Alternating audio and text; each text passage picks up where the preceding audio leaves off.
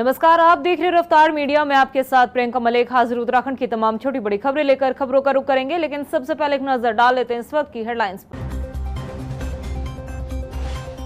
पचवादून क्षेत्र में लव जिहाद के मामले को लेकर विधायक मुन्ना सिंह चौहान के तल्ख तेवर, पुलिस अधिकारियों को दी सख्त एक्शन की नसीहत, कहा दोषियों को मिलनी चाहिए कड़ी सजा।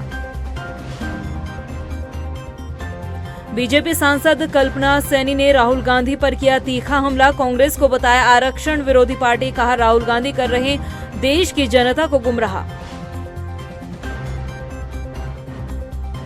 राजधानी देहरादून की खस्ताहाल सड़कों को लेकर जिलाधिकारी ने जताई नाराजगी, 25 अक्टूबर तक कार्यदायी संस्था को सड़कें दुरुस्त करने का दिया अल्टीमेटम। उत्तराखंड में वांछित और इनामी अपराधियों के खिलाफ सख्त एक्शन, सत्यापन अभियान के जरिए हो रही पहचान, 7 जिलों में 266 आरोपी फरार। और देहरादून के पलटन बाजार में पुलिस प्रशासन की चेतावनी का असर खत्म, बाजार की सड़कों पर फिर लगने लगे फड़ और रेहड़ी, पिछले दिनों पुलिस ने दी थी हिदायत। हेडलाइंस के बाद बुलेटिन में खबरें विस्तार से। नानकमत्ता पहुंचे मुख्यमंत्री पुष्कर सिंह धामी ने गुरुद्वारा श्री नानकमत्ता साहिब में मत्था टेका और प्रदेश वासियों के सुख समृद्धि के लिए कामना की। इसके बाद मुख्यमंत्री पुष्कर सिंह धामी डेरा कार सेवा पहुंचे, जहां उन्होंने दिवंगत बाबा तरसेम सिंह के चित्र पर श्रद्धा सुमन अर्पित कर उन्हें श्रद्धांजलि दी। हमारी आस्था मैं बचपन से यहाँ आता रहा हूँ, जब भी मुझे अवसर मिलता है और जब भी कृपा होती है, बिना कृपा के कोई यहाँ पहुँच नहीं सकता।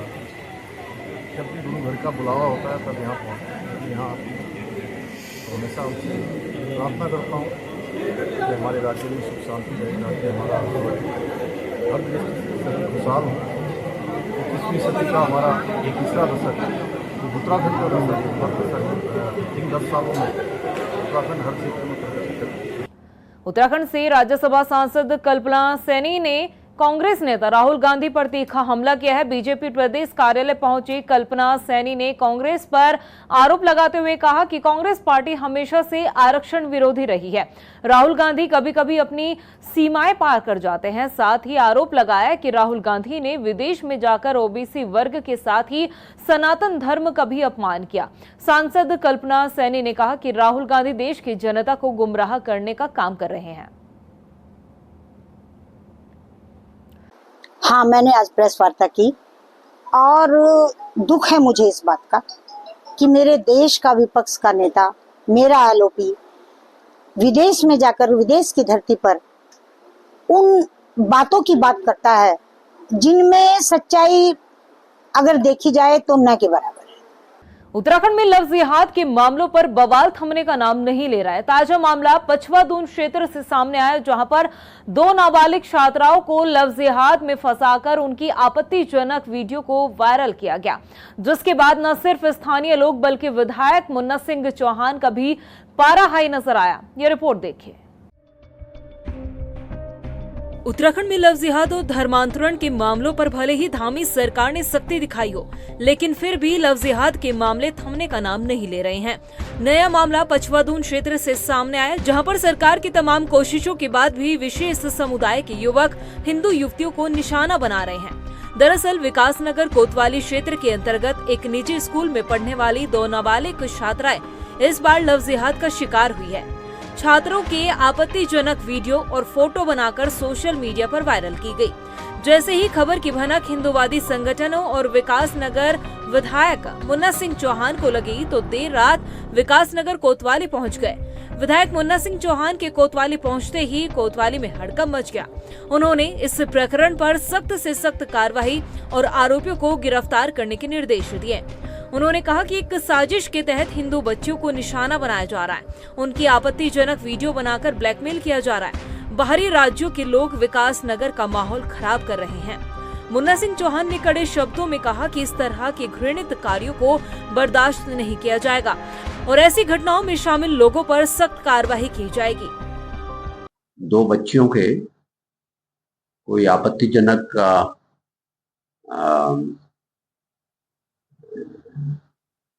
कोई फोटोज वीडियोस कहीं तैर रहे हैं और उसमें बहुत गंभीर किस्म की साजिश उसमें नजर आती है। और ऐसा लगता है प्रथम दृष्टया कि वो उन लड़कियों को ब्लैकमेल करने का एक गहरा षड्यंत्र है। मामले की गंभीरता को देखते हुए मैंने पुलिस को सख्त हिदायत दी इस बात की कि इसमें सख्त से सख्त कानूनी कार्रवाई होनी चाहिए। इन षड्यंत्रों को रचने में कोई परोक्ष रूप से भी इन्वॉल्व है, इनडायरेक्टली भी किसी का इन्वॉल्वमेंट है, तो उसको भी बख्शा नहीं जाएगा। वहीं कोतवाल विकास नगर राजेश शाह का कहना है कि नाबालिग छात्रों के साथ घटी इस घटना के लिए विशेष अधिकारी नियुक्त कर जांच की जाएगी और दोषियों को बख्शा नहीं जाएगा। कुछ स्थानीय व्यक्तियों द्वारा मौखिक रूप से अवगत कराया है कि 2 नाबालिग बच्चों के साथ 2 युवकों के द्वारा उनको बहलाने फुसलाने संबंधी कुछ और अन्य आरोप लगाने के संबंध में उनके द्वारा अवगत कराया है। इस मामले की जांच की जा रही है और जो उन्होंने बातें बताई उन्हें संज्ञान में लेकर के उनको पूछताछ के लिए विशेष पुलिस अधिकारी नियुक्त करके कार्रवाई प्रारंभ की जा रही है। उत्तराखंड में लव जिहाद और लैंड जिहाद एक गंभीर मुद्दा बनता जा रहा है। जहां एक तरफ इन मामलों में वृद्धि दर्ज की जा रही है तो वहीं राज्य की सुरक्षा और सांप्रदायिक सौहार्द पर भी सवाल खड़े हो रहे हैं। लेकिन मामलों में स्थानीय जनप्रतिनिधियों का खुलकर सामने आना और दोषियों को सख्त सजा देने की बात कहना वाकई सख्त रुख अपनाने जैसा है। अब देखना दिलचस्प ये होगा कि इस मामले में विधायक के हस्तक्षेप के बाद क्या कुछ कार्रवाई अमल में लाई जाती है। रफ्तार मीडिया के लिए विकास नगर से मोहित कुमार की रिपोर्ट। वहीं देहरादून स्थित विकास नगर पहुंचे कांग्रेस के प्रदेश अध्यक्ष करण माहरा ने बीजेपी सरकार पर जमकर प्रहार किया। उन्होंने कहा कि भारतीय जनता पार्टी की सरकार में शिक्षा माफिया, भू माफिया, खनन माफिया, शराब माफिया का बोलबाला है। बेरोजगारों के साथ धोखा और महिलाओं पर अत्याचार हो रहा है। वहीं करण माहरा से जब लैंड जिहाद, लव जिहाद और डेमोग्राफिक चेंज पर सवाल पूछा गया तो उन्होंने कहा कि ये सब सत्ता पाने के जुमले हैं। उल्टा उन्होंने बीजेपी के पदाधिकारियों पर ही जमीन हड़पने का आरोप लगाया है। में जमानत में बाहर हैं और जमानत क्यों? क्योंकि प्रशासन और पुलिस ने केस कमजोर बनाया।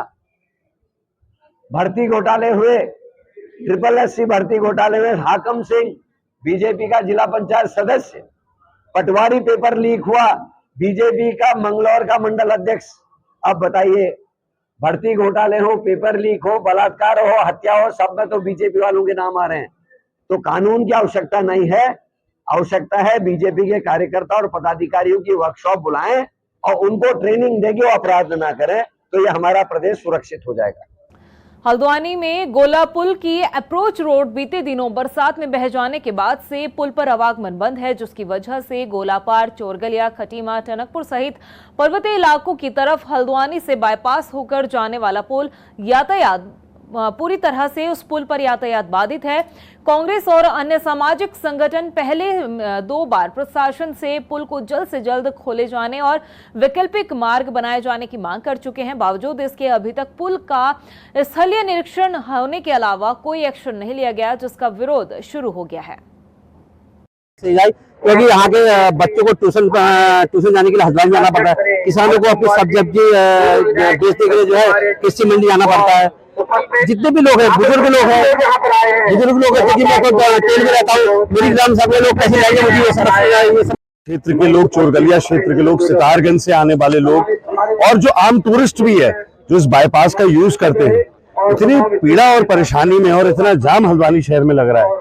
और सबसे बड़ा विषय ये है कि 9 करोड़ 65 लाख रुपए की जो धांधली हुई है यहाँ पे, उसका राज्य की सरकार और जिला प्रशासन क्या ऑडिट करने को तैयार है। राजधानी देहरादून की खस्ताहाल सड़कों को लेकर जिलाधिकारी ने नाराजगी जताई है। डीएम सविन बंसल ने कड़े शब्दों में कहा कि सड़कों की मरम्मत के बिना अन्य रोड कटिंग भी उसकी अनुमति नहीं मिलेगी। वहीं डीएम ने 25 अक्टूबर तक कार्यदायी संस्था को सड़कें दुरुस्त करने का अल्टीमेटम दिया है। आपको बता दें कि शहर में गहरी सीवर लाइन का काम चल रहा है, इस वजह से जगह जगह सड़कें खोदी गई है, जिसकी वजह से आम जनमानस को काफी परेशानियों का सामना करना पड़ रहा है। देखिए, लगातार पब्लिक से कंप्लेंट्स आ रही थी। हमारे कई कम्युनिटी ग्रुप्स हैं, उनसे ये कंप्लेंट्स आ रही हैं कि स्टैगर्ड मैनर में बहुत सारे जगह पे शहर में जहाँ पे ट्रैफिक ज़्यादा है, हमारी कम्युनिटीज़ ज़्यादा हैं, नेबरहुड्स डेंस हैं, वहाँ पे बहुत जगह पे रोड खोदी जा रही हैं। फिर उनको रिस्टोरेशन वर्क्स का कोई टाइमलाइन नहीं है, कोई एजेंसी रिस्पॉन्सिबिलिटी नहीं ले रही है। Water lines, pipelines, sewerage lines डाली जा रही हैं, पर आई थिंक पब्लिक कंसल्टेशन उसमें वीक रही है। सो एक इंफॉर्मेशन का अभाव है जनमानस में, और एजेंसीज के ऊपर कोई मॉनिटरिंग स्ट्रिक्टली नहीं हो रही थी। तो एक कंसल्टेटिव मैकेनिज्म हमने आज से बना दिया है। देहरादून के पलटन बाजार में लगने वाले फड और रेहड़ी को हटाने के लिए पुलिस प्रशासन ने भले ही सख्त रुख अपनाया हो, लेकिन बाजार में इस चेतावनी का असर सिर्फ 1 या 2 दिन तक नजर आया। पिछले दिनों एसएसपी और जिलाधिकारी ने खुद मौके पर पहुंचकर निरीक्षण कर सख्त निर्देश दिए थे कि बाजार में रेहड़ी और फड नहीं लगेंगे, लेकिन बाजार की स्थिति फिर से क्या कुछ हो चली है, ये दिखाते हैं हम आपको अपनी इस रिपोर्ट में। कुछ दिन पहले पलटन बाज़ार में एक छात्र के साथ फुटवेयर की दुकान पर छेड़खानी का मामला सामने आता है। हालांकि आरोपी की गिरफ्तारी भी हो जाती है, जिसके बाद जो पलटन बाज़ार के जो दुकानदार हैं, यहाँ पे जो फड़ और रेडी और उसके साथ ही साथ जो दुकान पर काम करने वालों के वेरिफिकेशन की बात कहते हैं।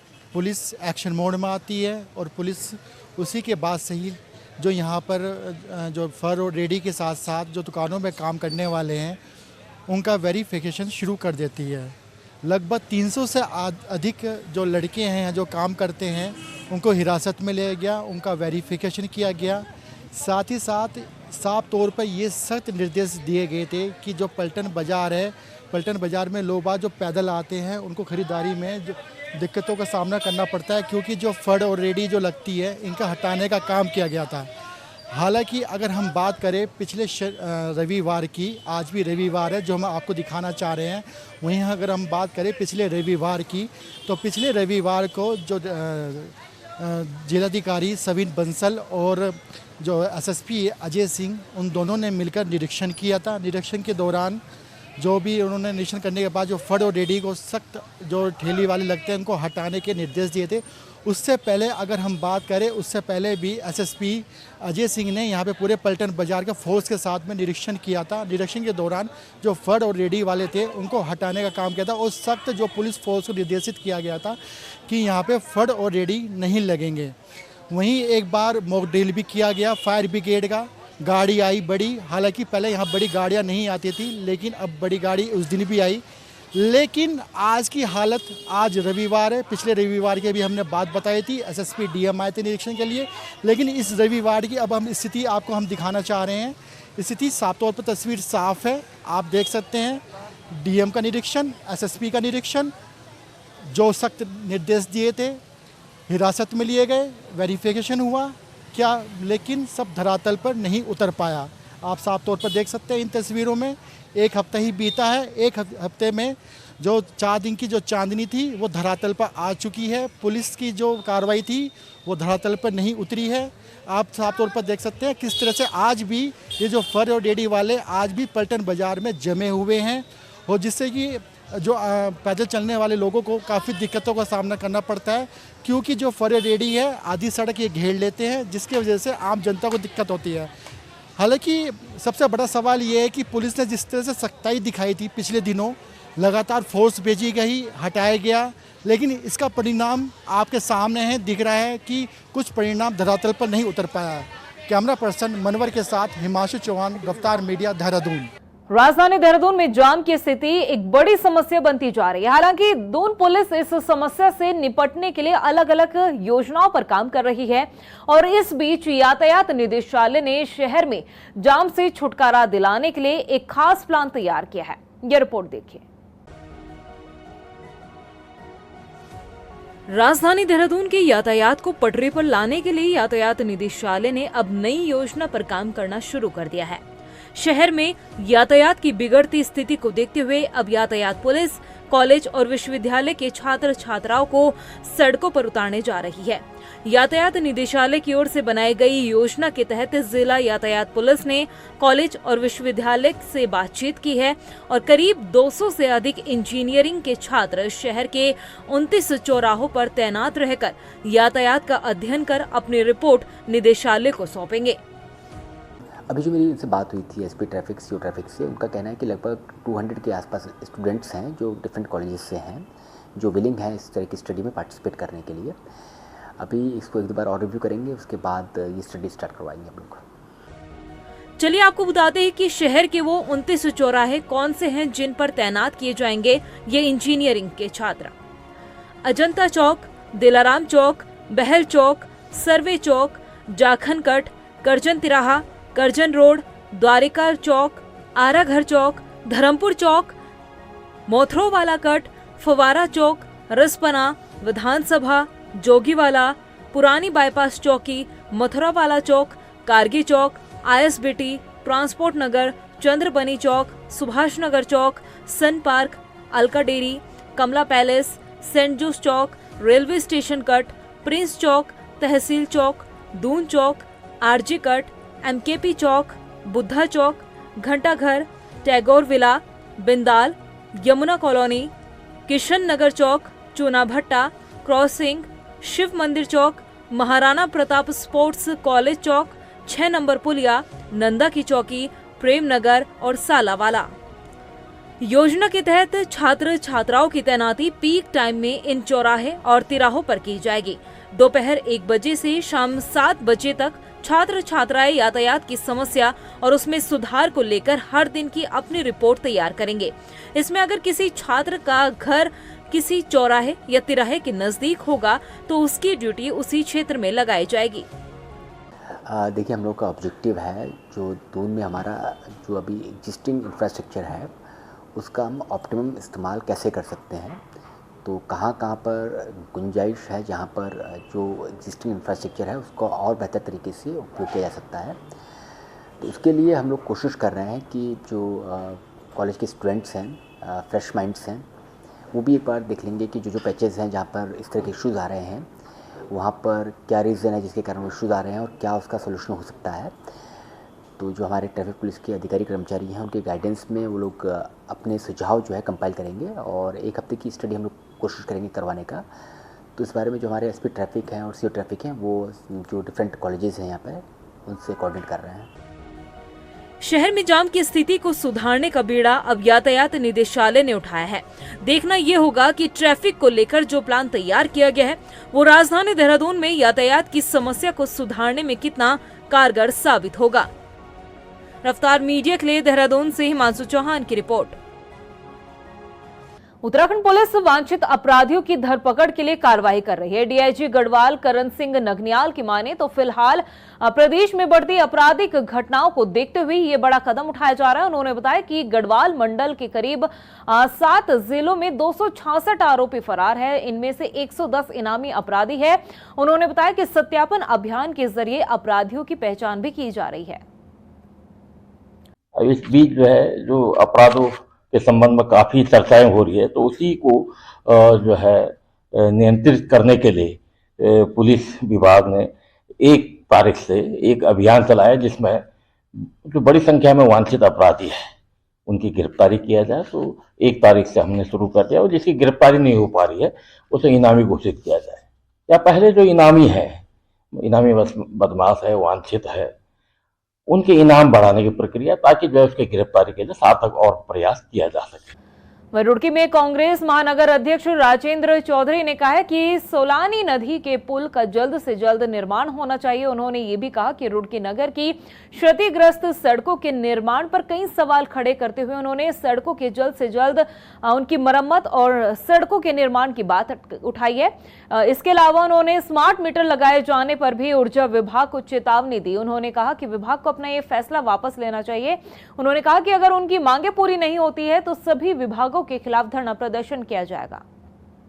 हमारी मांग है कि रुड़की में तमाम सड़कें टूटी पड़ी हैं, उन्हें बनाया जाए हरिद्वार से रुड़की को कनेक्ट करने वाले सुलानी नदी के पुल के बारे में 5 बार महानगर कांग्रेस कमेटी खुद ज्ञापन दे चुकी।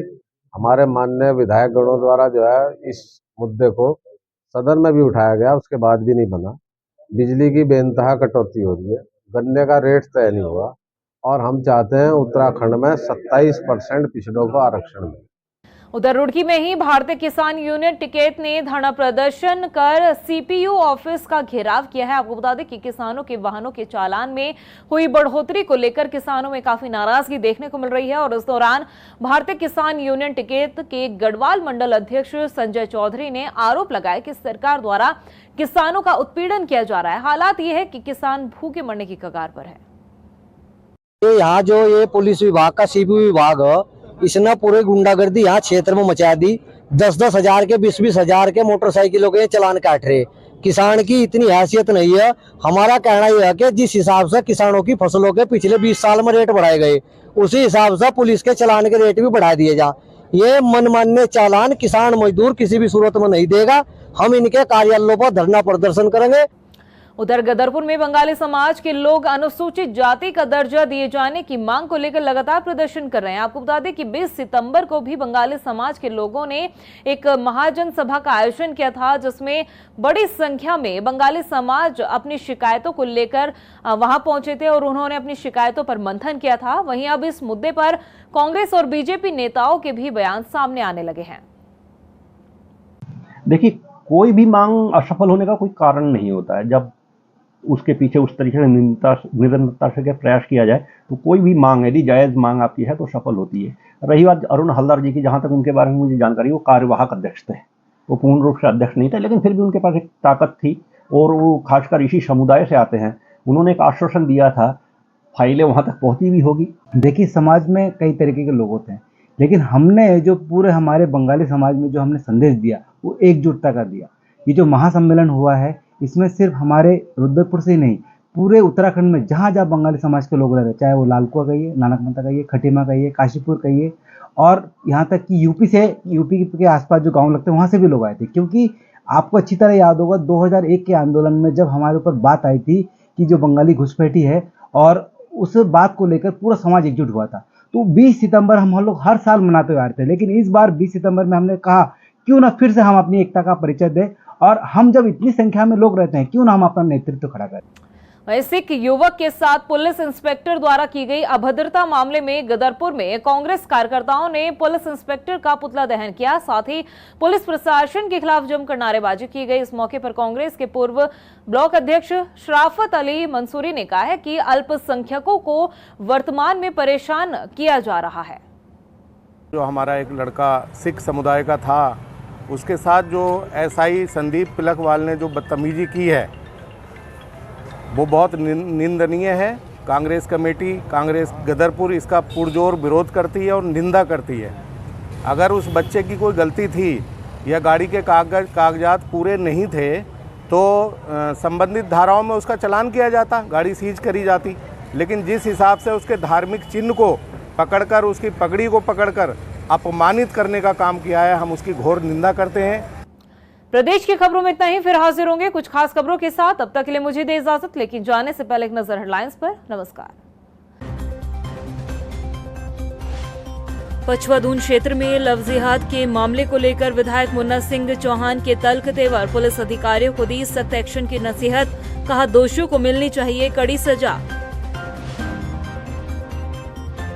बीजेपी सांसद कल्पना सैनी ने राहुल गांधी पर किया तीखा हमला। कांग्रेस को बताया आरक्षण विरोधी पार्टी, कहा राहुल गांधी कर रहे देश की जनता को गुमराह।